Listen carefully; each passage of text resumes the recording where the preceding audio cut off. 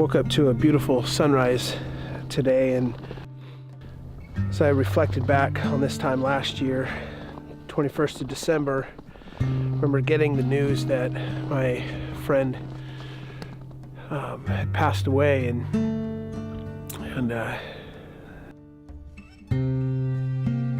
here I am a year later asking myself a question as I've grieved over that tragic news. The question is, what kind of a man has such an impact on his family, friends, community, that even a year after his death, people still weep bitterly for him? A year ago today, an exchange took place. Heaven gave earth a legacy in return for my friend, mentor, and brother, Joe Swope. His life and his death will not soon be forgotten. He was a man of immense love and devotion to his Savior, his community, his family, his church, his country. And there's only a couple men that's impacted my life like Joe has. As a husband, as a father, he changed the trajectory of my life. I believe that his example of masculinity will reach far past my generation and into my sons. The way he loved his wife and daughters, the way he served his church, the way he sacrificed for others.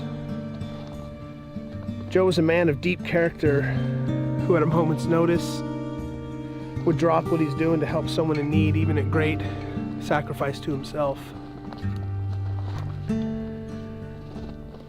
He was heavily involved in helping youth become better adults, stronger men, men of integrity, men of great character. That was Joe's desire. As big as Joe was, he never veered away from telling people where his true strength came from.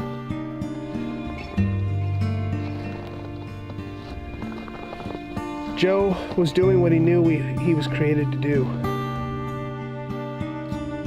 When I got the news of his death, I was perplexed at why God would take a man like that from the earth. A man who was emitting so much light into so much darkness, and honestly, I don't know why today God allowed that.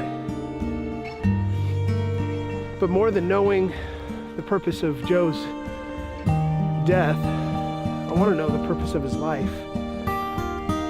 One thing I do know is that his death was not in vain,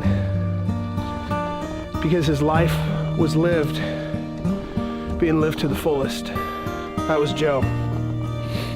He knew he was doing what God had created him to do, and that was to serve Jesus by serving others, and that marked Joe's life.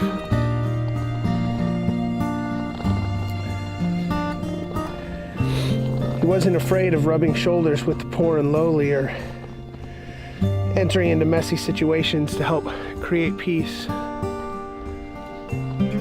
He made some tough decisions in order to fulfill what he knew God was calling him to do.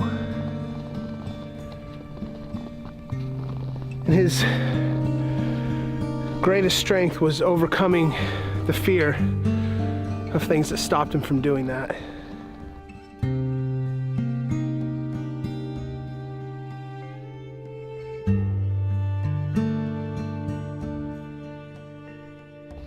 I remember Joe always telling me, Proverbs 3:5 says, "Trust in the Lord with all your heart, lean not on your own understanding."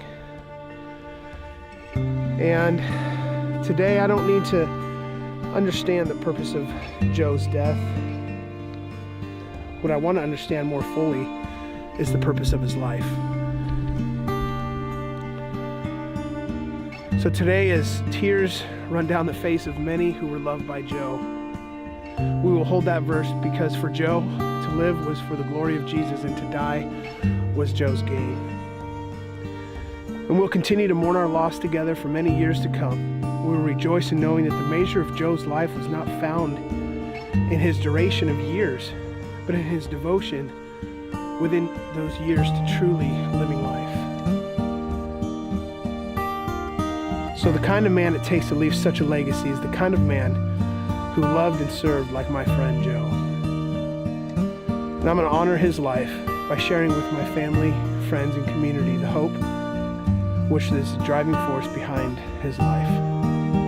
Will you do the same? We love you, Brenda and the girls. And we miss Joe with you.